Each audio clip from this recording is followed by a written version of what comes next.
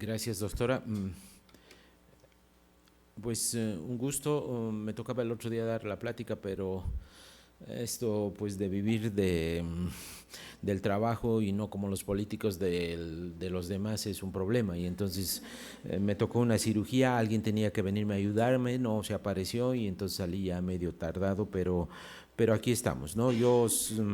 Les digo que, y como dice la doctora, gozo de la docencia, pero por sobre todo gozo por estar en la universidad. Al final de cuentas, las residencias yo lo hice en la UNAM y entonces de alguna forma pues esto es mi alma mater y entonces regresar para dar un poquito o un granito de arena para aquellos que ahora están tratando de hacer la especialidad. Creo que para nosotros es una obligación, es un gusto. Yo soy profesor titular en el servicio de anestesiología en posgrado también. He vivido con ustedes lo mismo porque yo también tuve que pasar exámenes, pero también mi hija, pues igual que ustedes, seguramente reprobó en el examen y era un sufrimiento para toda la familia esto, ¿no? Entonces, yo espero de que con el esfuerzo de ustedes y con el empeño que le echan en esto, pues este año sea un buen año y de esos casi 60,000 que se han inscrito este año, más difícil todavía, pero estén ustedes entre esos 5,000, ¿no? Ese es un deseo ferviente, es importante para la vida de uno llegar ahí, pero no necesariamente, ¿no? O sea, no necesariamente es la última etapa, ¿no? Pero hay que hacerlo como si fuera la última. Bien, entonces vamos a ocupárnoslos casi las siguientes 2 horas y media hablando sobre esto.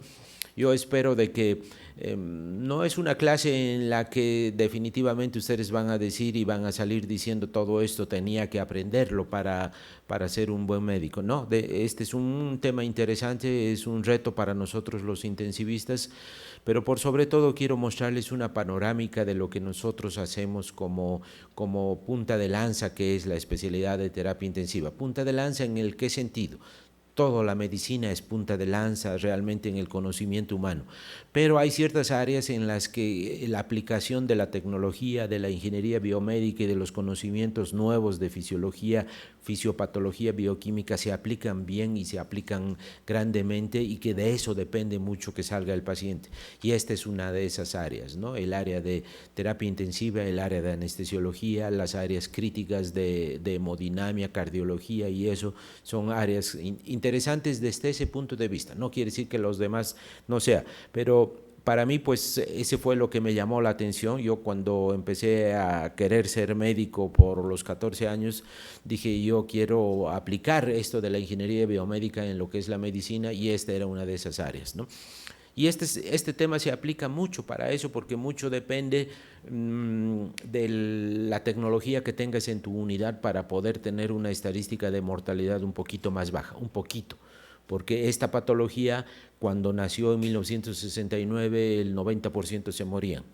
Ahorita casi todas las patologías han disminuido en su mortalidad, pero esta sigue siendo así un desastre. En las mejores unidades 30-40%, en las buenas unidades de México se mueren más del 50% y en las del común se mueren hasta el 80 o 90%. Bien, esto pues es entonces el tema que antes se conocía con el nombre de ARTS. Actualmente se ha puesto el nombre de SIRA, síndrome de insuficiencia respiratoria del adulto. El ART sigue siendo una palabra oficial que se emplea en todo el mundo, ¿no? Esta es la insuficiencia respiratoria aguda o del adulto que nosotros lo vemos en las áreas críticas. Hay otro que es la insuficiencia respiratoria del viejito crónico, por ejemplo, que tenía una neumopatía y le da una bronquitis, le da una neumonía y llega con una insuficiencia respiratoria del adulto, pero ese es otro tipo de insuficiencia respiratoria. Este es un poco, lo vamos a ir desglosando un poquito diferente de esa otra. Miren, este es un libro, Paul Marik es uno de los fisiólogos intensivistas más reconocidos en el mundo, y este año saca su libro, que es Evidencia Científica en Terapia Intensiva, y en uno de los capítulos pone esto precisamente, dice, es complicado esto, ¿no? Y todo es complicado, al final de cuentas, todo en la vida es complicado, un poco más, un poco menos, de acuerdo cómo nosotros queremos hacerlo de complicado, entre comillas, de complicado. Y entonces este es un tema que ustedes lo van a ver, nos vamos a quedar mucho tiempo después metidos aquí dentro de lo que es el alveolo, y dentro del alveolo nos vamos a meter dentro de las células y su bioquímica para ver esto. Y entonces va a parecer complicado, pero definitivamente esa es la panorámica, ese es el conocimiento que de alguna manera podemos accesar nosotros en la evidencia científica. Y entonces vamos a tener, olvidaba decir acá, el mismo en su libro, yo siempre en la diapositiva lo traía esto, no el dibujito, porque ese dibujito salió este año, pero el mismo Paul Marik en la parte de abajo del libro pone también esto.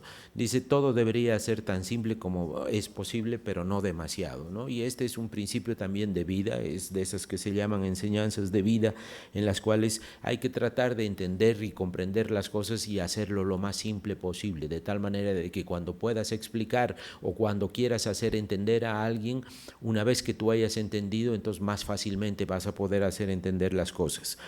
Todo. Y de nosotros en nuestra carrera debe de ser siempre así, ¿no? O sea, no es posible de que esto que yo les voy a decir le explique al paciente o al familiar, decirle, oiga, mire, pues es que su mitocondria ha tenido un déficit de protones y por eso está así. No me va a entender nada absolutamente, pero dependiendo del nivel con el quien estoy hablando, entonces tendré que profundizar un poquito más o un poquito menos. Bien, ¿cuáles son los objetivos de lo que vamos a hablar el día de hoy? Definir los criterios para el diagnóstico de esta patología, revisar su fisiopatología y cómo se presenta clínicamente hablando, analizar puntos clave del manejo. ¿Qué era esto, si se dieron cuenta? Se estaba contrayendo así, y había alguien que tenía un núcleo y a su alrededor 4 giraban.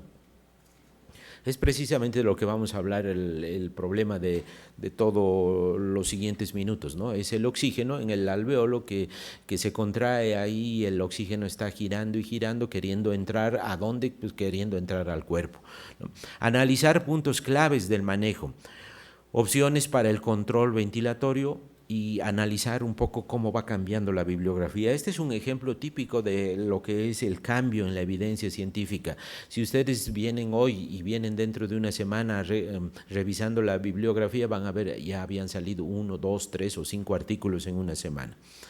Bien. Dentro de lo que son los conceptos de la medicina, hay ciertos conceptos que se han ido popularizando y que se han ido lanzando, pero que algunos van y vienen, otros vienen y se quedan con nosotros y de alguna manera se hacen parte de nosotros. Este es un concepto del doctor Barabasi, que el europeo, que ya tiene desde el siglo pasado que lo estableció. Y esto es lo que se conoce con el nombre de Network Medicine, ¿no? Este Network Medicine, así como ustedes trabajan con los famosos networks, el Facebook, estas esquemas de trabajo vía digital, este lo hizo más o menos de la siguiente manera.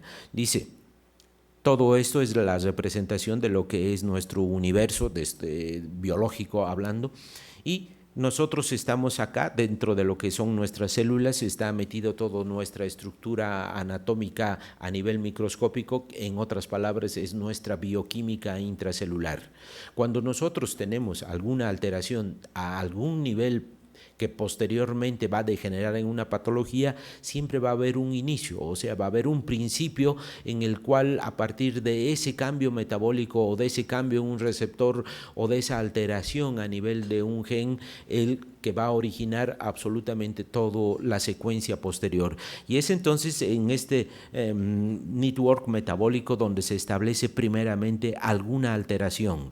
Esta pequeña alteración que de inicio es simplemente energética en el recambio energético de un enlace o de un receptor, posteriormente puede llevar a saltar a una situación de que la célula misma se altere, y al alterarse la célula no solamente se altera una célula, se alteran otras células más que están a su alrededor, y esto a su alrededor puede ser ya una situación de tipo orgánica, y siendo orgánica se puede hacer en un sistema, y después de un sistema pues ya se presenta como una patología. Por ejemplo, una situación de una alteración del metabolismo de la glucosa, posteriormente va a estar en una alteración en un paciente obeso o que tenga diabetes o que tenga alguna otra patología. Pero esto no necesariamente se queda ya como un Edward disease, o sea, ya está presente la enfermedad, sino además tiene un entorno. El entorno es el medio social en el que nosotros nos desarrollamos, porque puede ser ese niño que tiene su diabetes mellitus tipo 1 y que desde pequeño la madre tiene que llevarlo al hospital, tiene que hacerle los estudios y la madre tiene que pedir permiso y tiene que ir y caminar llevándolo al niño, puede tener accidentes ella, y entonces a partir de una pequeña alteración molecular puede la madre, el padre alterar toda su comunidad, su familia y su entorno inclusive. Si ustedes se dan cuenta, por ejemplo, dentro de lo que es la patología de lo que nos tocó vivir, el H1N1, nació con alguien, una mutación en algún virus que después se hizo en algún animal y después saltó al ser humano y después fue una pandemia. Y entonces este es el reflejo y este es el concepto que nosotros tenemos que tener de las enfermedades. Las enfermedades nacen en algún momento a nivel molecular, pero después se va haciendo esto sistémico y después se disemina y puede llevar a muchas situaciones que lo peor pudiera ser la muerte de esa persona, como pudiera ser un desastre total para una pandemia generalizada para la sociedad. Y entonces varios artículos que han salido sobre esto, pues ese es el concepto, ¿no? Que al final de cuentas nosotros tenemos dentro de la célula una alteración molecular, el network molecular, que se va haciendo un network de enfermedad porque está afectando ciertos órganos en la persona, pero esto después afecta de alguna manera desde el punto de vista ya social el entorno de ese paciente que estaba enfermo, ¿no? Este es el que les decía, el Albert Laszlo Barabasi, que es el que ha pregonado más este tipo de estudios. Sale en el Natures y en el 2011 saca este artículo en el que habla y especifica precisamente esto, ¿no? La alteración molecular, la alteración orgánica, la alteración ya como una enfermedad misma, y esto afecta todo el medio ambiente y ese medio entorno, entonces es donde nosotros tomamos en contacto con el paciente. Y entonces hasta ahí es cuando a nosotros nos llega, porque la madre, el padre o la ambulancia nos los trae al hospital, y es donde nosotros entramos a ver y todo ese historial que tiene para atrás el paciente. Y esto es importante porque ese historial que trae el paciente como enfermedad puede ser no el causal realmente de la enfermedad que esté viniendo el paciente. Por decir algo, es un paciente diabético y tiene todas estas alteraciones y le dan un balazo en la calle y nos los traen al paciente. Ese paciente viene y lo vamos a atender de esa hemorragia interna que tiene por el trauma, pero definitivamente por detrás tiene toda esta historia, y toda esta historia, si nosotros no la conocemos, no la analizamos y no la manejamos integralmente como grupo, nosotros vamos a tener problemas, ¿no? En otras palabras, quiere decir que tenemos que integrar lo que trae el paciente desde su punto de vista genético, lo que trae de lo que ha vivido ese paciente como ser humano, más la patología por el cual realmente nos los están metiendo a nosotros en el hospital. Y esto trae un nuevo concepto en la medicina que desde hace algunos años también se ha ido popularizando, que se llama el perioptome, ¿no? Que es así, dice los secretos del perioptome, dice cómo nuestro genoma determina nuestra respuesta a la enfermedad y al tratamiento. Estamos ante un nuevo amanecer posgénico. Ya pasó a historia lo que es el estudio y el análisis de todo el genoma humano. Actualmente estamos en el microbioma humano, que es todavía más difícil y más complicado hacer toda la estructura genética de los gérmenes que nosotros tenemos viviendo con nosotros, ¿no? Dice, estamos ante un nuevo amanecer, y los científicos perioperatorios, ¿por qué perioperatorios? Porque la medicina, la anestesiología especialmente ha cambiado, y el intensivista trabaja mucho dentro de esa área de la medicina perioperatoria. Ustedes se van van a dar cuenta de en el futuro la medicina perioperatoria es la que más está creciendo. En los hospitales el 60-70% de los pacientes son quirúrgicos y entonces de alguna manera este es un área muy fuerte de crecimiento y los científicos perioperatorios están ahora en condiciones de explorar con más detenimiento el perioptoma. ¿Y qué es el perioptoma? Es el espacio donde el genoma humano, la sala de operaciones y la UCI se entrecruzan,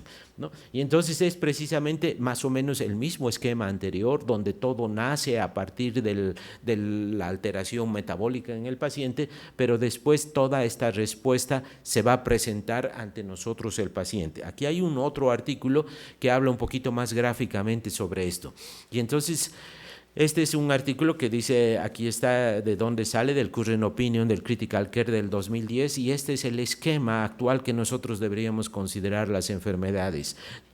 El paciente que nace con una carga genética que puede ser de diverso tipo, dependiendo de su padre y de su madre, pero que lo condicionan, ya es como un automóvil en el que nosotros lo estamos comprando, es que será un Mercedes y ahí tiene toda la genética de esto, pero no sabemos después cómo lo vamos a tratar ese automóvil. Puede que lo haya comprado a algún narco y que se mete por los caminos y corre por aquí, por allá y toma las cervezas y lo maltrata completamente ese automóvil. Aunque sea una base genética adecuada, definitivamente ese va a sufrir. Y entonces aquí es lo que tenemos, las perturbaciones del medio ambiente. Esto puede hacerte bueno y puede hacerte malo. O sea, bueno en el sentido de que tu inmunología puede ser más fuerte. Hay gente, por ejemplo, de la gente pobre que camina y que come por el suelo lo que encuentra, se come un taquito de que alguien lo ha tirado en la calle y se lo come y está feliz de la vida. Nosotros no los comeríamos seguramente ese y acabamos deshidratados con diarrea y sueros en el hospital, ¿no? ¿Qué le favoreció a ese tipo de vida que llevó? Hizo que su inmunología sea mucho más consistente. Y entonces, esta sumatoria de lo que es su genética más lo que ha vivido ese paciente en la vida, es cómo se va a presentar en una situación de enfermedad. En una situación de enfermedad que puede ser ese atropellamiento, puede ser una neumonía, pueden ser muchas cosas. Y llega a donde nosotros estamos y donde nosotros lo vamos a trabajar a este paciente. Y ahí donde llega este paciente, pues es el hospital. Y entonces en ese hospital nosotros le vamos a hacer un cierto grado de atención médica, desde el diagnóstico, estudios para hacer el diagnóstico y después lo vamos a tratar. Y entonces aquí lo que vamos a hacer es tal vez un tratamiento quirúrgico, tal vez vamos a darle anestesia, le vamos a hacer tratamientos farmacológicos, o sea, toda esta sumatoria que nosotros le hacemos de tratamiento médico en el hospital va a sumarse a lo que trae el paciente como enfermedad aguda, más lo que trae por detrás. Y entonces de esta sumatoria global, entonces el perioptome va a ser cómo va a responder el paciente.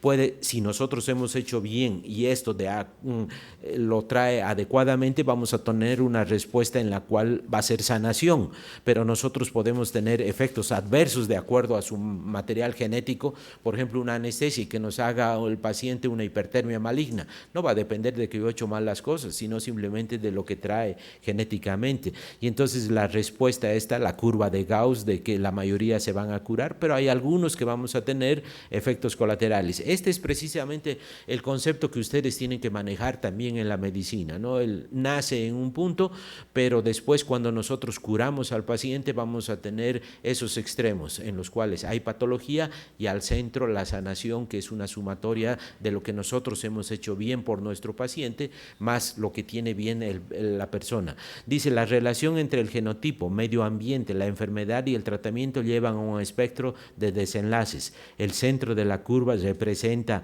la recuperación normal y los extremos de patología. Y esto se mete mucho en lo que es el estudio de lo que es la física al final de cuentas. Si ustedes ven este artículo, este es un artículo de una revista del 2013 de física, mecánica cuántica, y es este concepto precisamente bajo un concepto de la mecánica cuántica. Al final de cuentas todo nace en lo que es una alteración energética, esa alteración energética después es una alteración de índole bioquímica y después ya viene siendo a nivel de la bioquímica de nosotros, después en la célula, después en el órgano y definitivamente recién posteriormente, tardíamente se hace una patología, ¿no? Entonces es importante este concepto. Entonces, ¿qué significa esto? Significa de que nosotros de alguna manera ustedes, más que nosotros, vamos a tener que ir estudiando las enfermedades, no simplemente agarrando un estetoscopio y diciendo, estas son sibilancias, tiene broncoespasmo el paciente. No, nos vamos a tener que ir metiendo muchísimo más profundo hasta donde realmente nacen las enfermedades, porque si nosotros queremos entender la medicina y todo lo que es el conocimiento de la raza humana, salud, nos está llevando precisamente hacia ese nivel, al conocimiento cada vez más pequeño, más nanotecnología para determinar dónde nacen las enfermedades. Y al final nos estamos encontrando que siempre es un punto ahí pequeñísimo donde se altera la energía y posteriormente recién la materia. Entonces, este conjuncionar lo que es la física, lo que es la medicina, lo que es la biología, definitivamente en un futuro seguramente nos va a llevar a otros extremos de tener que estudiar otras cosas más para ser buenos médicos. Porque para entender lo que nos está ocurriendo tenemos que saber bioquímica y tenemos que saber lo que es energía, biofísica. Y entonces, lo que dice este actor, ¿no? Ahorita ya veo que están anunciando ya el otro Star Trek. Este Star Trek, el famoso doctor de ahí, Leonard McCoy, supuestamente en el 2245, que ya nos estamos acercando rápidamente a eso, es lo que dice ahí, demonios, yo soy solo un doctor, no soy un físico, ¿sí? Porque definitivamente hasta con su aparatito que tenía él para hacer el diagnóstico, el tricorder, era todo simplemente actividad biofísica en el cual daba el diagnóstico al paciente. Pero no nos estamos quedando simplemente así. Tal vez un poco los que visualizan la medicina hacia el futuro, hacia donde nosotros vamos a ir caminando forzosamente, la ciencia ficción, entonces va pensando un poquito más allá todavía, ¿no? Y se acuerdan de esta película, el After Earth, ¿no? Era con este actor que padre e hijo y actúan en muchas de sus películas, y entonces cae en un mundo y miren lo que hace ahí, ¿no? Lo han visto acá, pasa con un aparatito, el aparatito le muestra lo que tiene ahí y le da el diagnóstico y el tratamiento teórico que tiene que recibir ahí la persona, ¿no? Véanlo ahí, ¿no? Miren, lo pasa ahí, en su pantalla aparece el grado de lesión que tiene ahí, esta lesión está roto y aquí dice código trauma requiere derivación arterial. Y entonces si ustedes se preguntan ahí, dicen, ¿y dónde está el médico? ¿Dónde está el que nosotros quisiéramos estar atendiendo ahí? Es una máquina que lo está haciendo. Y seguramente todavía nosotros vamos a entrar secundariamente a hacer tal vez la prótesis o hacer algún cambio ahí. Pero ahora la cirugía endovascular ya muchas veces ya no llega ni a la arteria, sino por afuera le meten y hacen el recambio completamente de esto. Y entonces significa de que ingeniería biomédica, el conocimiento de todo esto está trabajando mucho. Miren esta otra película, ¿no? Esta película que hace poco tiempo dieron, Elysium, tiene una patología, se lo lleva ahí al espacio, le hace una pasada a la máquina y dice tiene leucemia linfoblástica aguda. La máquina hace el otro pasado y ahí en esa pasada reatomiza teóricamente, es ciencia ficción, y dice 100% claro. Y entonces este es seguramente el futuro, ¿no? Tal vez ahorita decimos, esto es difícil de pensar que sea así. Simplemente ustedes se acuerden hace 10, 15 años de qué tamaño eran sus teléfonos y qué capacidades tenían sus tabletitas, si es que tenían una tableta de estas. Era completamente impensable que ahorita un teléfono de este tamaño y que cueste $200, $300 o $400 puedan tener capacidad de filmación, video, de información, de comunicación, de que tú le preguntes y le digas, oiga, ¿dónde está la taquería más rica? Y la máquina se dé cuenta dónde estés y te diga dónde están estos, ¿no? Y entonces todo esto pues es un gran crecimiento, es la ingeniería biomecánica o los ingenieros biomédicos que cada vez más están entrando dentro de nuestro territorio, ¿no? Yo en mi curso de anestesiología, por ejemplo, ya hemos solicitado el cambio a medicina perioperatoria y hemos solicitado oficialmente desde este año pasar otros cursos, un mes que vayan rotando por ingeniería biomédica para ver y saber y conocer los equipos, porque seguramente el futuro de ellos va a ser así, trabajando siempre con equipo cada vez más de tecnología. Bien, empezamos ya metiéndonos dentro del terreno. Tenemos un poquito de tiempo, por eso es de que me explayé en otras cosas. Por eso a un principio les decía, no solamente vamos a hablar de medicina y de esta enfermedad, sino también de otras cosas, ¿no? Esta diapositiva a mí me gusta porque pues está la niña ahí de trencitas rizadas con su osito, no es el osito, ¿no? Este es algún otro de esos, pero bonito, ¿no? Y entonces, pero miren lo que tiene atrás, ¿no? Atrás ella, en la imagen de esto, pues tiene algo que le puede hacer daño, que la puede matar, y no se ha dado cuenta ella de que esto existe, ¿no? Y esto es precisamente lo que es el SIDA, es una patología en la que si nosotros no la entendemos, no la comprendemos, no la buscamos, muchas veces llega el paciente o al cirujano se le complica la patología y dice, no, pues tiene un poquito de insuficiencia respiratoria, debe ser porque pues está posoperada y resulta de que la patología está trabajando y trabajando como un remolino así clase F5 porque va a destruir absolutamente toda la bioquímica del organismo. Y entonces es así como se da esta enfermedad. Y entonces el SIDA es una patología que por primera vez se reportó en 1969, el doctor Ashbaugh, un cirujano vascular, él trabajaba mucho con un grupo de pacientes que le llevaban de aneurismas de aorta rotos. En esa temporada pues todo era cirugía y era una gran cirugía porque era una cirugía en que había politransfusión, varias horas, había que tener miles de puntos colocados para hacer esta cirugía y entonces salía el paciente, aparentemente todo bien, y después de 1 o 2 días empezaba con aumento de la frecuencia respiratoria, del trabajo respiratorio, taquicardia, posteriormente un deterioro generalizado que era muy rápido, y entonces él reportó la primera vez un grupo de 9 pacientes en los cuales tenían esta patología posterior a la cirugía. Y entonces por eso le llamó insuficiencia respiratoria progresiva del adulto. A partir de ahí, 1969, pues se ha desarrollado mucho conocimiento, se ha escrito mucho sobre esto y como todos poco a poco se han ido haciendo, digamos, expertos en el manejo de esto, se llegó un momento en el que dijeron la Sociedad Mundial de Terapia Intensiva, oye, vengan todos los que saben de todo el mundo, vamos a hacer una reunión y vamos a decir qué es esto, cómo se define, cómo se trata y qué podemos hacer para esto. Y entonces estas primeras reuniones se llamaban así, reuniones consenso, y miren cómo lo dice acá, dice The American European Consensus Conference on Arts, ¿no? Y entonces eran en revisiones grandes, amplias, que se hacían en los congresos mundiales y decían, bueno, esto es lo que sabemos y esto es lo que podemos hacer y ofrecer a nuestros pacientes. Y esta es la definición que desde el siglo pasado hasta 4 o 5 años atrás siempre se mantuvo. Dice, un síndrome inflamatorio con aumento de permeabilidad. Si analizamos parte por parte de esto, síndrome inflamatorio, inflamación es cualquier cosa, ¿no? Si ustedes, por ejemplo, se muerden los labios y se le hincha el labio, ese está inflamado. Si alguien viene y les da una patada en la canilla y se les hincha ahí, esa es una inflamación. Si ustedes tienen una neumonía, es el pulmón que está inflamado. Si tienen algún X proceso, siempre va a haber un proceso inflamatorio, o sea, que es totalmente inespecífico. Cuando hay inflamación hay vasodilatación y si hay vasodilatación hay potencial salida de líquido y entonces aumento de permeabilidad y alteraciones fisiológicas que tienen una manifestación clínica, por supuesto, y que tienen una manifestación radiológica, por supuesto. Hasta aquí no hemos dicho absolutamente nada específico para esto y para decir esto y para escribirlo esto se reunieron más de 300 personas, ¿no?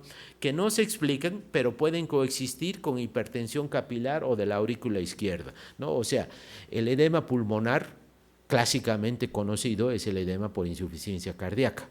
En este caso, el corazón está alterado, está afectado, pero no es la causa principal para que el líquido se le acumule en el pulmón. Y eso es lo que dice, al final de cuentas, la definición. Salió a fines de los 80, después en esta revisión grande de 1998 se puso así la definición y así como inespecífica se estuvo manteniendo. ¿Cuáles eran los criterios que decían ellos que deberíamos pensar que tenga el paciente para nosotros dar esa definición? Dice, el inicio agudo y persistente hasta semanas. También es un poquito, no clarifica bien, porque inicio agudo, puede ser yo te doy un balazo y es una cosa aguda, pero si es persistente hasta semanas, pudiera ser una situación de que una neumonía que puede ser días a semanas, ¿no? Y entonces tampoco no nos dice nada esto. Pero aquí ya pone algo que hasta ahora todavía se mantiene. Dice hipoxemia resistente al tratamiento con oxígeno. Dice, bueno, ¿y con qué más pudiera ser? Con oxígeno. No van a ver de que hay otras formas de que nosotros podamos mejorar la saturación periférica, no necesariamente simplemente aumentando el oxígeno, ¿no? Y entonces, esto era la base para el diagnóstico, ¿no? Yo tengo un paciente en el cual me encuentro que tiene su oxígeno bajo, le pongo oxígeno y resulta de que no mejora, o mejora muy parcialmente. Y entonces eso para las orejas puede ser esta patología. Alteraciones radiológicas que son específicas las vamos a ir viendo. ¿Qué criterios tenía que cumplir este paciente para dar nosotros el diagnóstico? Inicio súbito, o sea, súbito pero en ese periodo de tiempo, o sea, va a empezar rápido y una vez que se establezca sigue su caminito, no es de que, oye, parece que empezó pero mira que al día siguiente está mejorcito, pues no era lo que tenía eso, era cualquier otra cosa, pero no es esto, ¿no? Una vez que inicia su camino, se sigue. Y en relación a la hipoxemia, esto era la base para hacer el diagnóstico de la patología. Esto es el oxígeno y aquí está una relación. Esta relación se conoce con el índice de Kirby, un autor le puso ese nombre, o también se conoce con el índice de PAFI. El índice es PA sobre FI, y entonces el índice de PAFI sale de ahí. ¿Qué significa esto?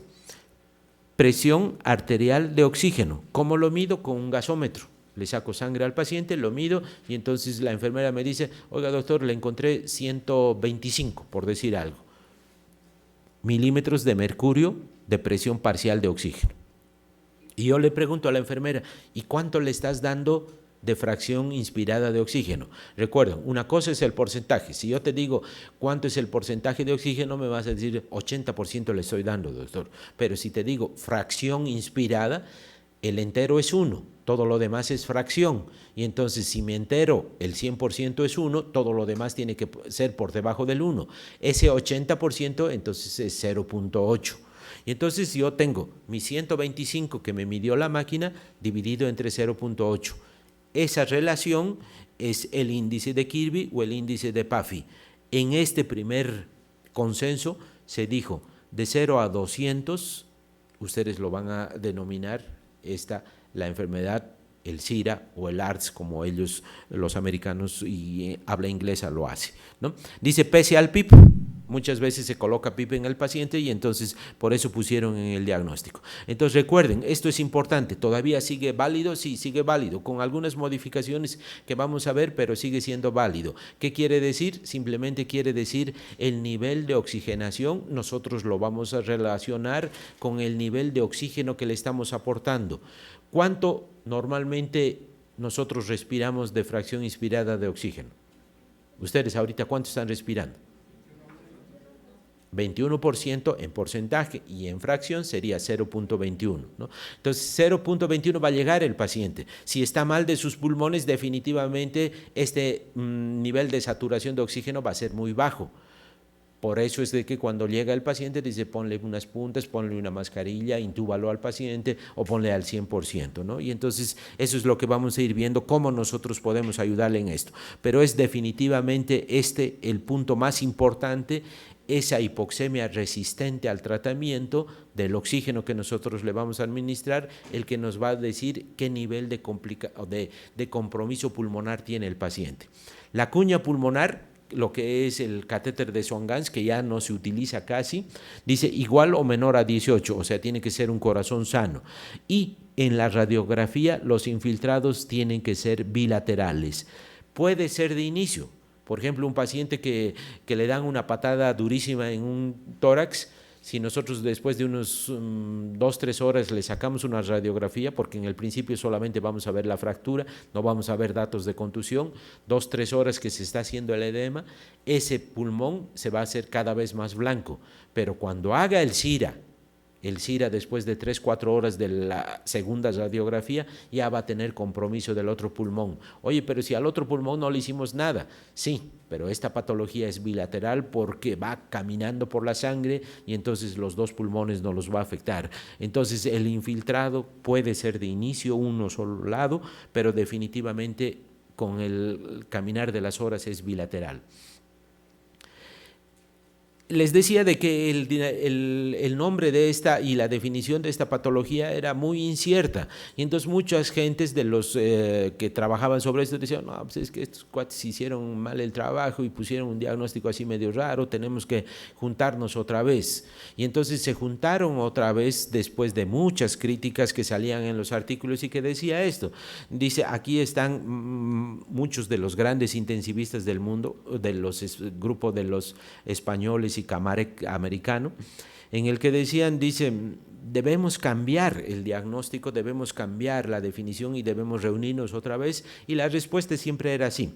Dice, conclusión, sobre la base de la evidencia actual es tiempo de cambiar la definición del CIRPA, o sea, el ARTS, con una nueva clasificación que reconozca los diferentes grados de severidad de la disfunción pulmonar. Ya era una necesidad, como hasta el otro día, decir, tenemos que cambiar, y resulta de que pues ahora ya no somos amarillos, somos morenos, ¿no? Entonces son los periodos de cambio que se da en la vida, ¿no? Y entonces llega a esta reunión en 2012, llega en Berlín, y así se la conoce. La reunión se hizo en el Congreso Europeo de Terapia Intensiva, y entonces en Berlín salió la nueva definición y todos los nuevos lineamientos, y se recolectó todo lo que sabemos y todo lo que manejamos en relación a esta patología, ¿no? Sale por primera vez en el JAMA en mayo 21 del 2012, ya todas las revistas han sacado recopilaciones de esto, ¿no? Pero si ustedes ven, siempre hay el quejoso, ¿no? O sea, esto dijeron, bueno, ya aquí con esto ya hemos solucionado el mundo, pero hace unos días me encontré en una otra revista, dice, de todas maneras, creo que aquellos no lo hicieron tan bien, que tal vez vamos a tener que juntarnos otra vez, ¿no? Es motivo de fiestas y de reuniones y las empresas que pagan, y entonces pues ya está dado la razón para otra reunión. Pero miren lo que dice en el tiempo en que se presenta la patología, dentro de la primera semana, ¿eh? También está muy, oye, te puedes enamorar en un solo minuto, sí, pero en la próxima semana también podría ocurrir, pues sí, pero ¿cuándo? Es igual, nos quedamos en la nebulosa.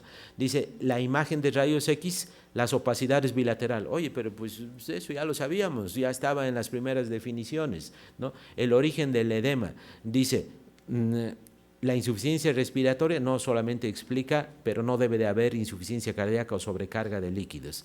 Necesitamos valoración objetiva de esto como una ecocardiografía para excluir de que haya un componente hidrostático de esto, o sea, cardiológico. Era lo mismo, solo que ahora se usa la ecografía, antes se utilizaba el catéter de Swan-Ganz, ¿no? Y la parte más importante es de que ellos lo clasificaron y ya le pusieron un nombre, o sea, ya lo graduaron. Esa es una tendencia de la medicina actual, y de decir, bueno, de aquí a aquí es leve, moderado o severo. Y eso es lo que hicieron. Miren, dice leve, 200 hasta 300 del famoso PAFI. Igual que en el anterior, decir con PIP o CEPAP hasta de 5. Moderado, de 100 a 200. Severo, cuando está por menos de 100. Y entonces actualmente esto es lo que nosotros estamos manejando. Cuando queremos diagnosticar a un paciente tenemos que tomar esta gasometría más la fracción inspirada, sacamos ese resultado, y si nos encontramos un 80, atentos, si encuentran un paciente en urgencias con 80, definitivamente ya se han retrasado en ese diagnóstico, ya se han retrasado en intubarlo a ese paciente, y se han retrasado en colocarle la ventilación mecánica. Lógicamente, si se encuentra 250, decimos, estamos empezando, tal vez podríamos intentar de hacer alguna cosa en este paciente, ¿no? Entonces, viendo en relación a esto, ¿no? Dice, la duración del inicio en función del tiempo. Si ustedes se dan cuenta, todas estas alteraciones nosotros podemos tener en un paciente grave, desde el choque, oliguria, alteraciones del sistema nervioso central, el ARTS o el ALI, que va de la mano de este, ¿no? La lesión pulmonar aguda, igual que el estado de choque, empieza muy rápidamente. Este ARTS en las primeras 24-48 horas es cuando se establece, ¿no? El porcentaje de mortalidad de esta patología, miren ustedes, de hace 10 años, o sea, ya de este siglo, del 2000, ustedes están viendo de que cuando es por aspiración, ahorita vamos a ver la etiología, miren, llega casi hasta un 75% de mortalidad. O sea, si te broncoaspiras, como un viejito que se broncoaspira y hace esto, definitivamente de cada 4, 3 se van a morir, hagan lo que hagan en ese periodo de tiempo, o sea, estamos hablando del 2000, ¿no? Pero los otros, miren, la sepsis, la neumonía y en general todavía teníamos una tasa de mortalidad casi del 60%. ¿Y cuál era realmente la causa de esto? Si ustedes se dan cuenta acá, miren, la sepsis tenía el 32%, la aspiración un poco menos, 9%, ¿no? Neumonía es 40%, o sea, los procesos sépticos son los más importantes para producir esta patología. Hay muchas otras, los vamos a ir viendo, pero de los que son sépticos, miren, la neumonía es la peor de todas. Sí, porque el proceso infeccioso es generalizado, pero definitivamente empezó en el pulmón y entonces el pulmón es el que se va a afectar más. Después le sigue todo lo que es lo abdominopélvico, vesícula, colon rotos, apéndice perforados, el tracto urinario, tejidos blandos, y después los otros ya sistema nervioso central y otras cosas, ¿no? Pero definitivamente ese es cómo se presenta esta patología y cómo se presenta desde el punto de vista de ya en relación a la sepsis. Pero hay otros causales de esto. Pero al hablar de causales tenemos que considerar dos cosas. Uno, el pulmón es el del que estamos hablando y es el que está afectado. Pero aquí puede darse de que el pulmón se afecte primariamente. Yo le doy un balazo en el pulmón y el pulmón es el que primero se está afectando. Pero puede ser una situación en la que el paciente se perfora de un divertículo, hace sepsis y toda esa mugre que se va metiendo en circulación general camina, el pulmón que es un filtro atrapa todo esto y entonces el pulmón secundariamente se afecta con un proceso inflamatorio, la lesión pulmonar aguda, a consecuencia de aquello que está ocurriendo lejos. Y entonces nosotros lo podemos dividir como causal directo o como causal indirecto. Cuando es indirecto es, por ejemplo, ese ejemplo que decíamos, la sepsis. Un trauma severo, un politrauma, por ejemplo, el pulmoncito está bien, pero definitivamente tiene fractura en la pierna, en la pelvis, se ha golpeado la cabeza, y entonces, pero el pulmón está sano, pero después poco a poco empieza a afectarse esto, ¿no? Cuando hay transfusión masiva, tiene inclusive su nombre específico, TRALI. Recuerden ustedes, ALI era la lesión pulmonar aguda. Cuando es relacionado por la transfusión, entonces le pone la T antes y es el famoso TRALI, que es el mismo lesión pulmonar aguda, pero que le estás transfundiendo mucho y dice 15 o más unidades, ¿no? En situaciones de empleo de narcóticos o de cualquier sustancia tóxica, sobredosis de aspirina, cocaína, opiáceos o la pancreatitis. Si ustedes se están dando cuenta, son patologías que no afectan el pulmón directamente, pero que indirectamente le van a afectar. Y aquí tenemos este otro grupo de enfermedades en las que el pulmón es el primariamente afectado, ¿no? Bacterias, virus, la aspiración gástrica, el casi ahogamiento, bueno, ahogamiento que se llama acá, contusión pulmonar en un trauma, por ejemplo, inhalación de tóxicos, monóxido de carbono, hiperoxia, ¿no? Y esto vamos a ir viendo hacia el final, vamos a ir viendo, dice hiperoxia, oye, si lo que le falta es el oxígeno, le tenemos que dar oxígeno al paciente, por supuesto, pues sí, pero estamos viendo de qué puede ser la causa del agravamiento o del empeoramiento del paciente. Y entonces este es uno de los grandes problemas que tenemos en esta enfermedad. Lo que conocemos y lo que tenemos para ayudarlo al paciente puede ser causa del agravamiento o del empeoramiento o de la muerte en el paciente, ¿no? Inhalación por humo o lo que vamos a ver más todavía, dice, oye, si no puede oxigenar, ¿qué le vamos a poner? Un ventilador artificial. Ponle el ventilador artificial. Oye, pero si solamente la colocada del ventilador ya le puede inducir lesión, entonces es un desastre, ¿no? Estamos atados de la mano porque lo poco que tenemos le puede hacer daño si lo hacemos mal o si no conocemos bien esta patología, ¿no? Y entonces lo dividimos entonces en causas pulmonares, están viendo aquí todo un listado, las causas extrapulmonares, ahorita ustedes vieron el tema de coagulación intravascular, y entonces dentro de estas causas de las extrapulmonares están estos, ¿no? ¿Y qué creen ustedes? De que pudiera ser peor si es pulmonar o la extrapulmonar. Por ejemplo, yo les pudiera decir, bueno, ¿prefieres que te dé el balazo en el pulmón o prefieres que se te rompa un divertículo? El pulmón es el peor. ¿Por qué? Porque el pulmón tiene la primera patología, pero aparte de todo eso tiene lo que vamos a ver del SIRA. En cambio, en el otro, pues el cirujano va a corregir el divertículo que lo tenía roto, va a llegar toda esa mugre al pulmón, tu pulmón se va a afectar, pero se va a afectar secundariamente a la patología inicial, y entonces tú vas a poder controlarlo de alguna manera mejor. Significa esto de que los que son del pulmón tienen una patología, una mortalidad muchísimo más alta. Habíamos visto de que casi hasta el 70% llega de mortalidad. Y entonces, metiéndonos poco a poco en el terreno de la fisiopatología, hablando como hablábamos hace muchos años de la fisiopatología en general, ¿no? Dice, ¿qué está afectado? Pues está afectado los neutrófilos, el complemento y la interrelación de estos dos, que es una interrelación importante en lo que es todo el sistema endotelial. El pulmón sufre la respuesta inflamatoria global, edema, atelectasias, incremento de cortocircuitos y alteraciones en la ventilación-perfusión que nos van a alterar al final de cuentas el oxígeno.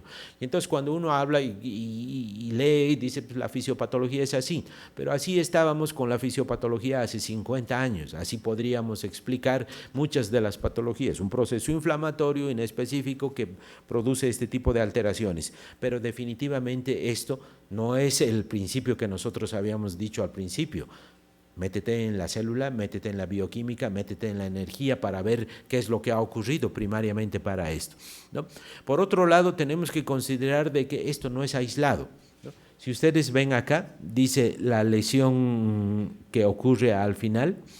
En este caso estamos hablando del daño a nivel de la unidad alveolo-capilar, o sea, a nivel del pulmón, pero esta lesión que se está dando aquí no se queda simplemente aquí, alguien lo controla, alguien lo tiene que dirigir. Hagan de cuenta de que hay un pequeño problema aquí en la universidad y los de la policía, bueno, no es el ejemplo adecuado porque los de la policía no pudieran entrar, esto debería ser autónomo, pero en otro lado, en el estadio, por ejemplo, en otro lado, mandan a la policía. Ese policía tiene que tener una cabeza, el comandante que le dice, bueno, tú vas a ir por aquí, tú vas a ir por allá, pero a ese le comanda otro más allá y le dice, oye, a ver la tropa que salga, y de más arriba todavía hay el otro que dice, yo estoy dirigiendo todo esto. Y aquí, ¿quién es el que dirige todo esto?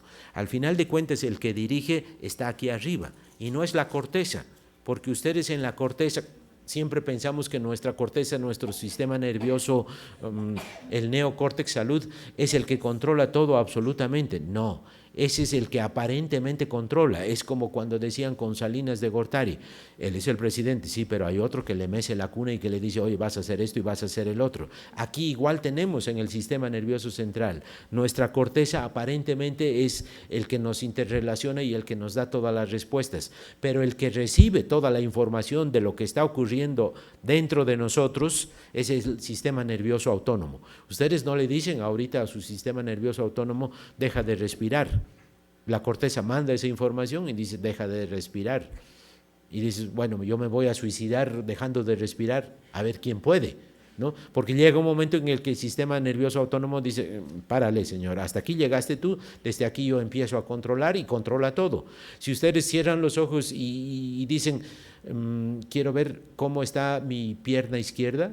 Su cerebro sabe de que su pierna está doblada o de que alguien le está pellizcando ahí, puede ser el novio, quién sabe quién, pero está sintiendo eso. Todo eso lo siente con ustedes sin tener necesidad de estar mirando.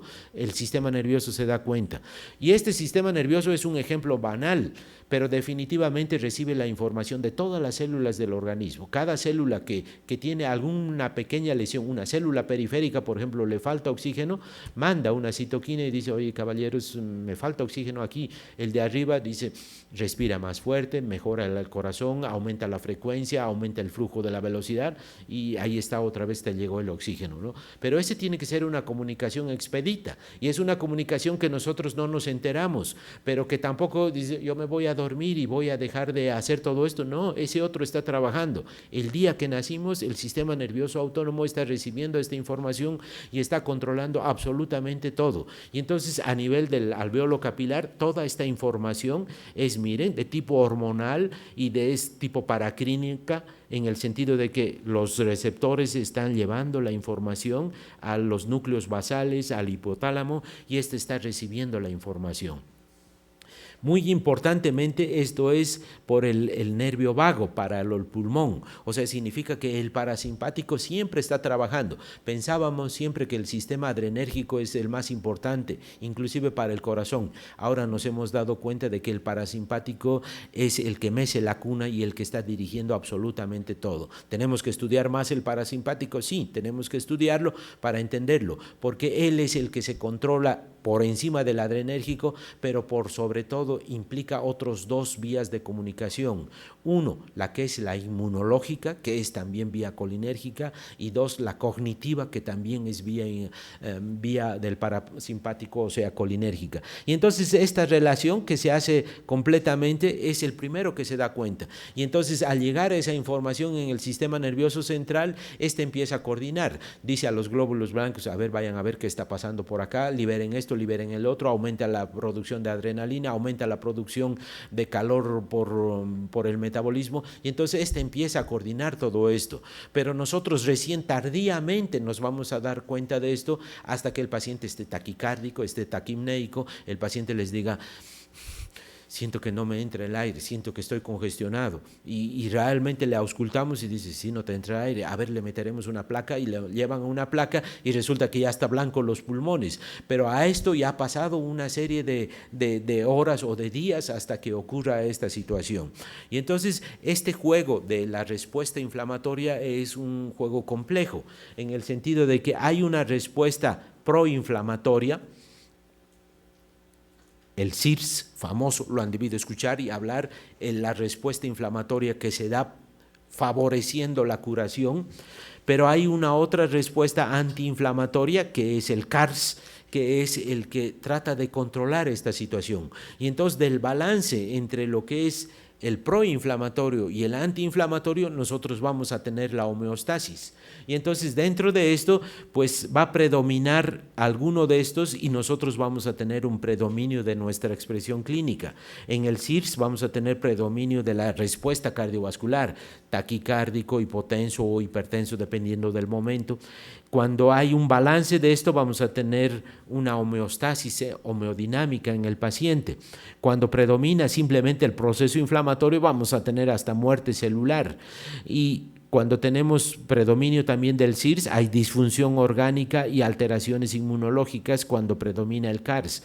Y esto, doctor Roger Boone el siglo pasado lo denominó la teoría del caos, ¿no? Y entonces esto de tener algo que nos favorece para la sanación, pero algo que nos descontrola en esto, del mantener esta homeostasis, quiere decir que nosotros tenemos que entender esto y tratar de mantener dentro de la respuesta fisiológica que tiene propia el paciente. No lo tenemos todavía todo el conocimiento, por eso es de que a veces dale corticoides, va a mejorar. Pues sí, pero le estás dando el pro o el antiinflamatorio, y entonces puede ser todo lo contrario, que en ese momento necesite todavía el proinflamatorio, ¿no? Pero la otra cosa es todavía peor.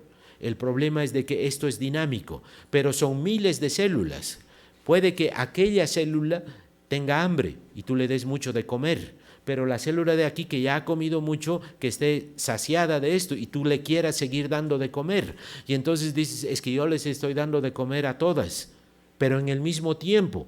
Y en el mismo tiempo algunas partes de nuestro organismo puede que necesiten, pero otras partes de nuestro organismo puede que ya no lo necesiten eso. Y entonces este es el gran problema de la medicina, de que consideramos a todo nuestro organismo como un organismo único, pero somos la sumatoria de millones de células y cada célula puede estar en un diverso camino evolutivo de su enfermedad. Por lo tanto, en una parte podemos necesitar una cosa, para algunos puede ser bueno, pero en otro momento puede ser malo porque ya ha pasado esa etapa y lo vamos a ir viendo un poco de esto. Y entonces esta es esa respuesta proinflamatorio, antiinflamatoria que nosotros tenemos que tratar de mediar dentro de esto. Bien, nos vamos metiendo dentro de donde es nuestro problema, que es el intercambio de gas, la hematosis, o sea, a nivel alveolo capilar. Y entonces estamos viendo en este artículo, que ya es medio viejón, del 2002, vemos esto, nuestro alveolo, y hay que entenderlo bien. Esto lo han estudiado desde anatomía y desde histología. Y entonces el bronquiolo terminal con sus células características ciliadas, y después el alveolo con sus dos tipos de células. Una que es una célula excepcionalmente hábil, tiene mucha capacidad, puede inclusive convertirse como una célula mesenquimatosa en otro tipo de células, es el neumocito tipo 2. Este neumocito tipo 2 es nucleado, con mucho núcleo, con mucha actividad metabólica, pero además es ciliado porque tiene una actividad para reabsorber agua, inclusive más que en los túbulos renales, ¿no?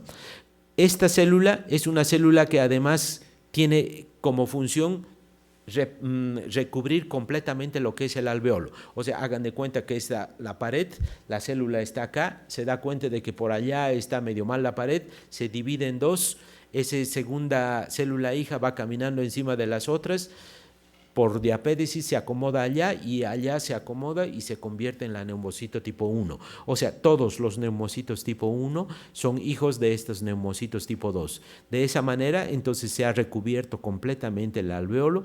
Dentro de esta cavidad alveolar hay algunos glóbulos blancos que son los que están vigilando ahí de que una inspiración, se me meta colado por ahí un virus o una bacteria o un polvo o alguna materia que se meta ahí, inmediatamente está el residente glóbulo blanco ahí para fagocitarlo o para hacer lo que sea necesario. Una membrana basal, un espacio intersticial muy pequeño, una otra membrana basal a este nivel, la célula endotelial, y esta es la basera, al final de cuentas, donde se produce la hematosis.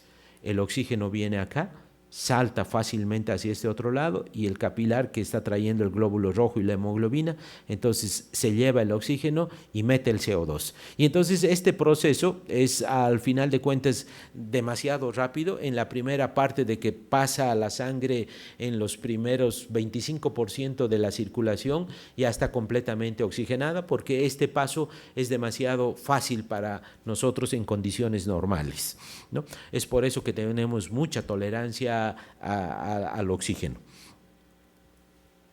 Entonces, hay que tener en cuenta de que nuestro proceso de hematosis también está sujeto a otras situaciones físicas. En este caso, todo lo que es el componente gravitacional es importante para esta patología. Miren, y es las zonas de West, que lo han debido leer también en fisiopatología. Si el paciente está parado y nosotros lo dividiríamos en tres, la inferior, la media y la superior, por supuesto que esta superior, el gas al tener menos peso se va hacia arriba, y entonces ustedes van a tener los alvéolos bien abiertos, pero la sangre, que es más pesada, se va hacia abajo, y entonces aquí abajo hay más circulación de sangre, pero menos gas. La fase intermedia, la zona 2, es la que realmente se encarga de la oxigenación y la ventilación, porque ahí está mejor ventilado y mejor perfundido. Aquí está mejor ventilado y aquí está mejor perfundido.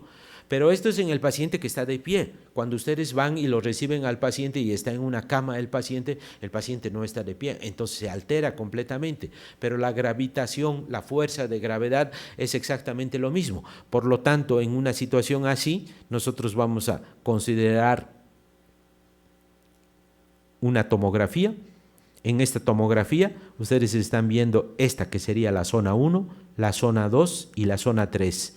Aquí por gravedad se ha acumulado más cosas, aquí está bien ventilado, bien perfundido, y aquí está mejor ventilado que perfundido, ¿no? Y entonces el alveolo lo vamos a ver así.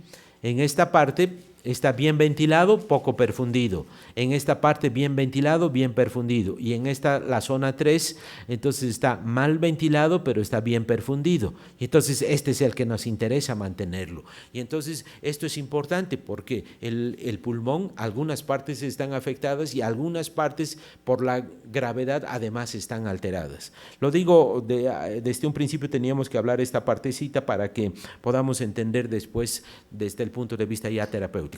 Nos seguimos metiendo dentro de lo pequeño que es nuestro alveolo, nuestra célula y nuestro neumocito tipo 2. Aquí está el neumocito tipo 1, el neumocito tipo 2.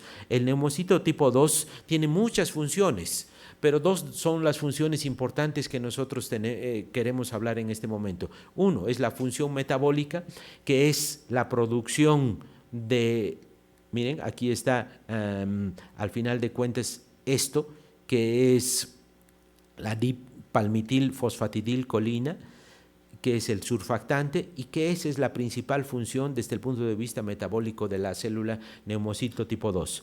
La base genética, la información está acá. En el complejos de Golgi se va formando esto, se acumulan en los cuerpos multivesiculares, estos se juntan, se hace el cuerpo lamelar, este se une con la membrana. Al unirse con la membrana se fusiona y libera todo esto. Eso que está, esos lípidos que están ahí adentro, al contacto con el aire, cambian su disposición tridimensional en el espacio y se acomodan. Hagan de cuenta que yo suelto acá un lípido y ese lípido se va esparciendo como cuando ustedes hacen caer una gotita de aceite sobre una superficie de agua, se esparce completamente. Y aquí hago caer el aceite ese, porque es un aceite esto, y entonces eso recubre completamente lo que es el alveolo. Si nosotros viéramos así el alveolo, lo vamos a ver así, esta capa. Y entonces es esta capa, que ustedes lo están observando, que es una capa como la malla milimétrica que se coloca en las ventanas. ¿Cuál es el objetivo de esto? Que cualquier partícula que entre dentro del alveolo no tenga contacto directo con nuestra célula. Significa esto que, por ejemplo, háganse de cuenta ustedes una telaraña. La araña está ahí durmiendo fresca de la vida y cae una mosca ahí, la mosca empieza a vibrar esto, tratando de escapar de esto. ¿Qué va a pasar? Vibra todo el sistema y al vibrar todo el sistema la araña dice, otro sonso, y va, camina y se la come a la mosca. Y es igualito lo que hace nuestro sistema nervioso. Cae la bacteria, trata de liberarse de esta situación, vibra esto, esta vibración la percibe el glóbulo blanco que está caminando por ahí, y entonces estas bacterias que han caído ahí, entonces hacen ese movimiento con sus cilios o con su forma de pseudópodos o con lo que quieran escapar, la bacteria queda atrapada ahí, viene el residente macrófago, se lo fagocita. Esto es importantísimo, es una de las funciones del surfactante, muchas otras funciones también para poder abrir y cerrarse que tiene el surfactante, pero esta es una muy importante y como lo vamos a ir viendo, ¿no? Es entonces la dipalmitil-lecitina. Aquí está, ustedes están viendo en otro diseño de otro dibujo, pero es exactamente lo mismo, ¿no?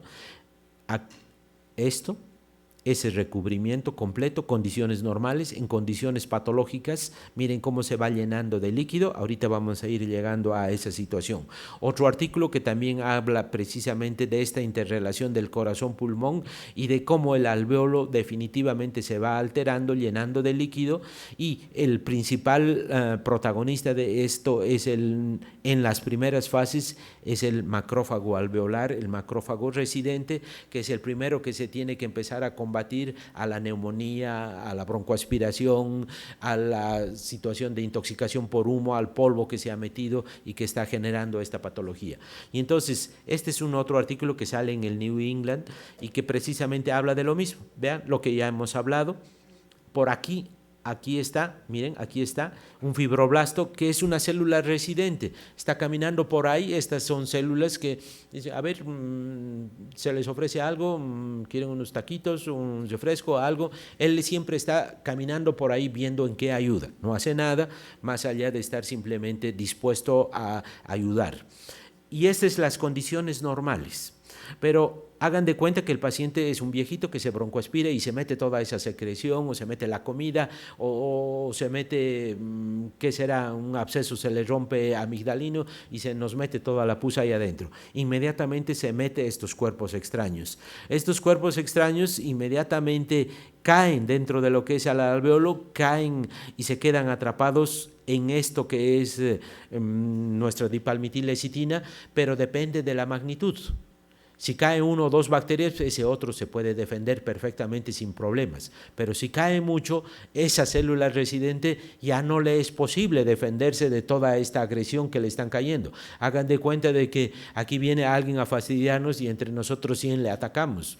Pues sí podemos, pero si se vienen 1000, ya hasta ahí llegamos. Tendríamos que decir, oye, vengan a ayudarnos, o pedir por radio, oye, vengan porque aquí nos están masacrando. Y hace eso lo mismo. La célula blanca de aquí empieza a liberar, ¿qué cosa? Su sistema de información para avisar a los demás que alguien nos está atacando. Y este sistema son las citocinas. Las citocinas que empiezan a producir vienen inmediatamente, salen de la circulación, caminan por la circulación y llegan, ¿dónde? Llegan donde nosotros tenemos nuestro sistema de defensa, los depósitos. Los glóbulos blancos están en los ganglios linfáticos, está en el vaso, está en el hígado, está en la médula ósea, y de donde hay, entonces ellos se reclutan simplemente porque se dan cuenta por esta información que les está llegando, oiga, en algún lado mi hermano está peleando, tengo que ir a ayudarlo. Y entonces todos salen al unísono y entonces ustedes van a ver en ese momento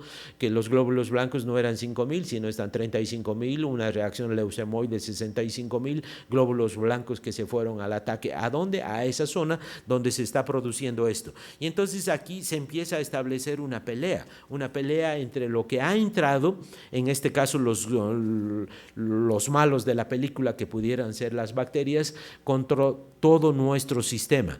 Pero si ustedes se dan cuenta, las bacterias ahí tampoco les interesa morirse, la vida se hizo para vivirla, y entonces si es que uno quiere vivir, tiene que pelear por lo que cree o por su nicho donde quiere vivir, y entonces la bacteria viene y pelea contra quién, pelea contra un ser relativamente más superior, pero no definitivamente en número puede ser mejor el otro, o puede que el otro sea hasta mejor preparado, y entonces en esta pelea no es una pelea simplemente, oye, yo te doy de golpes, aquí es una pelea de nanotecnología, es una pelea de tóxicos, yo te libero, por ejemplo, por decir algo, sulfuro de hidrógeno para que lo maten al otro, o óxido nítrico para que lo maten al otro, o te mando enzimas, productos bioquímicos para que te maten al otro, pero cada uno se defiende de esto, y unos mueren dentro de esta pelea, y al morir esto, todo lo que yo tenía ahí adentro pues se libera, y entonces los leucocitos y las células que van muriendo, porque las células, los neumocitos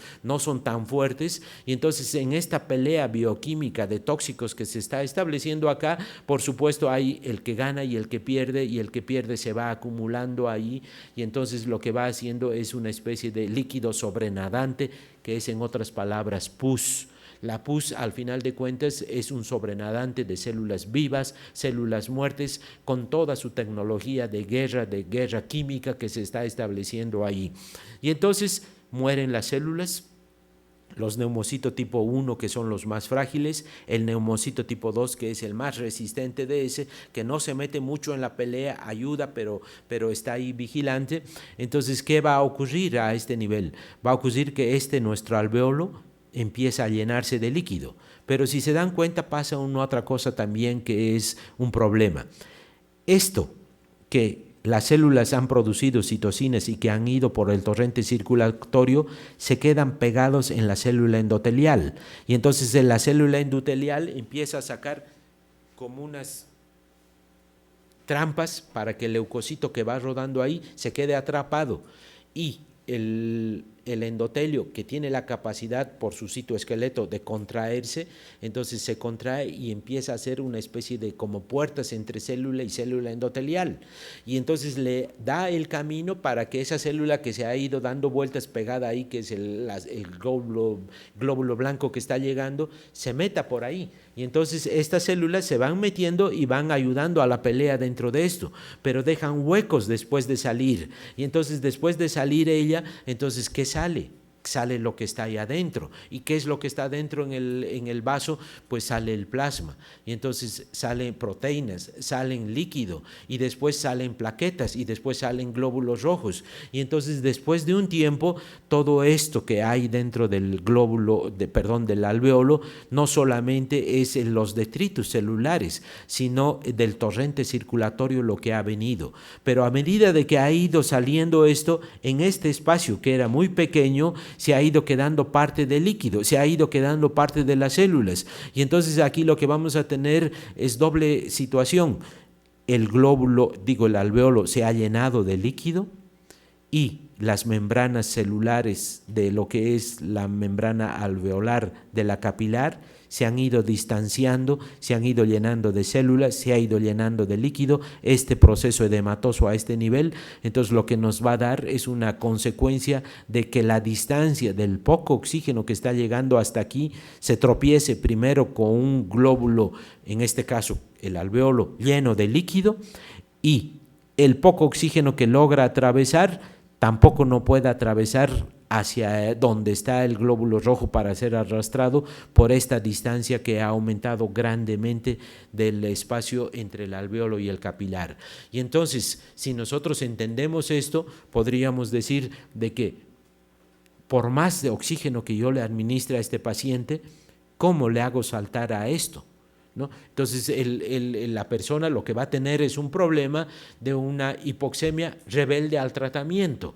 Yo le pongo oxígeno 20%, 30%, 40%, y oiga doctor, la saturación sigue igual, no cambia, entonces le tengo que meter presión para de alguna manera, metiendo presión, esto abrirlo, y al abrirlo esto tal vez me llegue un espacio por acá, otro espacio por acá, y poquito a poquito le pueda meter de 70 a 75 la saturación de oxígeno.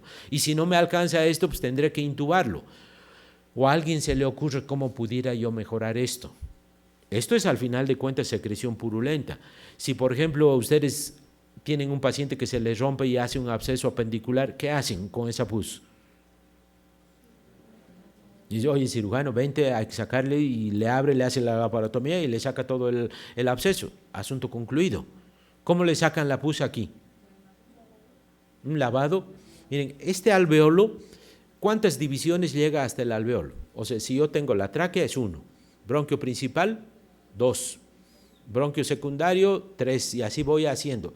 ¿Cuántas divisiones tendría que hacerlo para llegar al alveolo?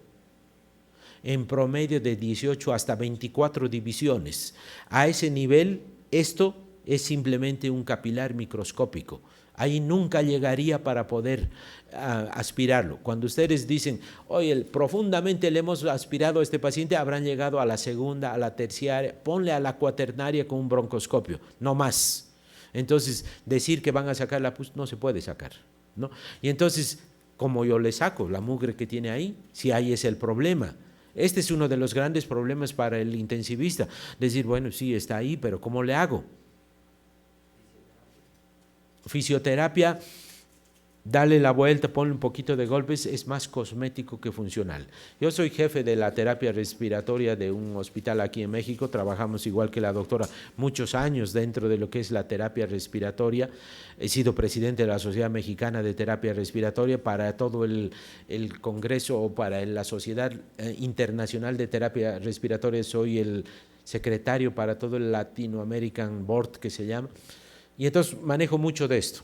Y entonces al final de cuentas, ponle esto y son palmaditas, oh, qué rico, me siento bien, pero efectivo que haya sacado de ahí es poco. ¿Sí se puede? Claro que se puede, pero logra sacar seguramente desde la 10ª, 8ª división de ahí, pero lo de ahí adentro, lo que está mismo aquí adentro, es casi imposible sacar. Ha salido un nuevo tipo de ventilador que ayuda para esto, vamos a ir hablando un poquito al final. Y entonces, como ven, este es el problema de la patología, esta es la fisiopatología que ocurre dentro de la célula y todavía estamos hablando a nivel de unas células y a nivel del organismo, en este caso el alveolo. Nos vamos a meter un poquito más profundo todavía. Si nosotros, este es un otro artículo que sale sobre esto y aquí habla precisamente de las actividades que tiene el neumocito tipo 2 y una de las grandes actividades del neumocito tipo 2 es por la adenosintrifosfatasa que tiene en su membrana celular, agarra sodio y mete sodio. Y entonces al meter sodio dentro de la célula, ¿qué hace? La célula se va hinchando porque el sodio arrastra también agua. Y entonces la célula al hincharse así, está agarrando agua de allá afuera y lo está metiendo aquí. Oye, pero me voy a inundar aquí. Pues sí, pero por este otro lado, hacia afuera lo estoy tirando. Y entonces miren lo que hace esta célula, agarra el sodio, lo mete aquí, arrastra el agua secundariamente, pero el otro lado, hacia el lado del capilar, tira el sodio y tira otra vez el agua. Y entonces al final, la resultante final es que el agua de aquí se está saliendo hacia el capilar. Y entonces una de las grandes actividades de la célula endotelial, en este caso el neumocito tipo 2, es precisamente absorber esa agua que se está saliendo de los endotelios y que está produciendo el edema pulmonar, inmediatamente empieza a absorber. Puede que salga tanto que pese a eso se inunda y aparece el edema pulmonar, pero esa es una de sus funciones de esto, ¿no? Nosotros podemos modificarlo, esta actividad. ¿Cómo lo modificamos? La adenosintrifosfatasa con los inotrópicos como el salbutamol pueden estimularse hasta 10 veces esta actividad, ¿no? Y entonces, bueno, farmacológicamente se puede modificar. Y entonces esta es la actividad que tiene. Nosotros podemos modular esta actividad. Aquí está. Miren, beta adrenérgicos, dopamina o la dobutamina, podemos hacerlo. Podemos decirle, oye, neumocito tipo 2, divídete, C2 en vez de ser 1. ¿Podríamos hacerlo? Sí, los glucocorticoides y los factores de crecimiento, actualmente vamos a hablar hacia el final sobre esto, son una panacea para el tratamiento de esto, ¿no? O sea, el glucocorticoide le puede ayudar, sí, pero hay factores de crecimiento que le pueden obligar a la célula a decir, oye, aunque estés en malas condiciones, te vas a dividir porque necesitamos varios, ¿no? Y entonces esta es la misma respuesta general que habíamos visto, ¿no? La respuesta de la pelea ya es un artículo que salió hace unos unos 7 años más o menos, ¿no? Y entonces esta respuesta, miren, este es un resumen de toda esta respuesta que se está dando, este problema que se está estableciendo a nivel del alveolo, pero vean ustedes toda la respuesta bioquímica que se va estableciendo, sistemas de comunicación de las células de ahí que están llamando a sus otras células amigas de decir, vengan, ayúdenme, las células bacterianas que están produciendo factores para deprimir esta respuesta inmunológica y al final de cuentas es una batalla bioquímica y de comunicación que son cientos de productos que se están produciendo ahí. Y entonces esto era lo que nosotros no entendíamos de las enfermedades. Creíamos de que simplemente son las células ahí de que pues van a tener problemas. No, el problema al final básicamente es la comunicación. Y si ustedes, por ejemplo, pelean con su novio, pónganse a pensar cuál es el problema. Es que no estamos comunicándonos bien. Una madre con su hijo, pues, al final son problemas de comunicación. El gobierno con nosotros no nos comunicamos y todos peleamos y es comunicación. Es problema. No entender, no utilizar los formatos de comunicación. Y aquí nosotros no sabíamos cómo se comunican estas células. Recién estamos entendiendo de que hay muchas moléculas de comunicación que para poder entender esta comunicación que se establece, primero tenemos que saber qué tipo de moléculas son y cómo se producen. Por eso es que esto recién realmente estamos empezando a entenderlo, ¿no? Y entonces esta relación de nuestras células, nuestros macrófagos alveolares, nuestros neumocitos y todas las células inmunológicas que tenemos nosotros, esta interrelación es algo que realmente cada día se está saliendo más artículos sobre esto para entendernos, ¿no? Porque si ustedes se dan cuenta, en una situación de neumonía, por ejemplo, y están las bacterias, ¿ustedes creen que quieren matarnos a nosotros? No, hagan de cuenta de que ustedes son parásitos y viven de su padre y su madre en su casa, ¿no? Y entonces dicen, pues lo voy a matar a mi padre y mi madre y aquí vivo perfecto. No, vas a tener problemas, te vas a morir tú también. Y es igual la bacteria. Y entonces simplemente tal vez sea que el padre le diga al hijo, le diga, ¿qué necesitas? ¿O qué quieres que te ayude? ¿O cómo te puedo hacer para que tú no seas tan revoltoso? Y el hijo tal vez le diga, pues cómpramelo una Retina iPad, y el otro se queda tranquilo. ¿Y por qué no a las bacterias nosotros podríamos decirle, oye, ¿por qué se entraron tantas? ¿Por qué están queriendo entrar al torrente circulatorio? ¿Qué necesitan? No, pues es que me falta de comer esto. Dice, bueno, toma esto de comer y vete. Y el otro se va y no molesta, ¿no? Todas las toxinas que producen las bacterias es precisamente factores que ellos necesitan y que van en busca. Toda la toxina A, por ejemplo, del estafilococo, es algo que suelta él buscando el hierro, porque necesita el hierro para su metabolismo. Si ustedes le dan el hierro, ya no produce más toxina A, y entonces es simplemente que no sabemos cómo comunicarnos. ¿Y qué hacemos? Hacemos lo que hace el ser humano. Dice, oye, mira, allá en Serbia están molestando, pues lánzale una bomba atómica y los matas a todos. Y matas a todos parejo. Viene el médico y dice, le voy a poner una ceftriaxona, una cefalosporina de tercera generación para una infeccióncita chica que tiene ahí en el diente. Y mata a la que tiene en la vagina, mata en el oído, la que mata en el colon, la mata a todas. Y a las otras dice, oye, ¿por qué a mí? Pues ¿por qué a ti? Simplemente porque nosotros no sabemos todavía comunicarnos o no tenemos los mecanismos como poder direccionar directamente nuestros sistemas de defensa, ¿no? Y entonces, en esta pelea, pues todos salimos perdiendo al final de cuentas. Primero, no entendemos, estamos empezando a aprender y estamos sabiendo que nuestras células poderlas manejar nosotros en base a una comunicación más específica, y ese es el tratamiento final que seguramente todas las enfermedades van a tener, ¿no? Aún las células del cáncer. La célula del cáncer, ¿qué quiere? La célula del cáncer, como toda célula, quiere vivir sin ataduras.